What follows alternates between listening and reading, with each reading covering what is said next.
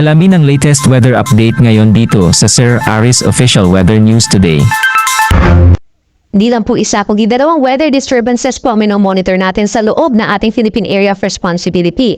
Yung isa po ay nasa may West Philippine Sea at huli namataan kaninang alas 3 ng madaling araw, 425 kilometers po kanluran ng Iba Zambales. Hindi po ito inaasahan na magiging isang bagyo at inaasahan po for today, lalabasin din ito ng ating Philippine Area of Responsibility.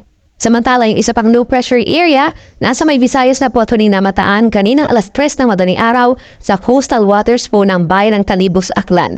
Itong low pressure area naman po, hindi rin inaasahan magiging isang bagyo, subalit nagpapaulan naman sa malaking bahagi ng Southern Luzon and Visayas at within the next 24 hours, mananatili lamang po halos dito sa may areas po ng Western Visayas and Mimaropa area hanggang sa malusaw bukas ng tanghali or hapon. At base naman sa ating latest satellite animation, wala tayong ibang nakikita pa na panibagong weather disturbance po na magiging bagyo sa loob ng Philippine Area of Responsibility hanggang sa susunod po na linggo.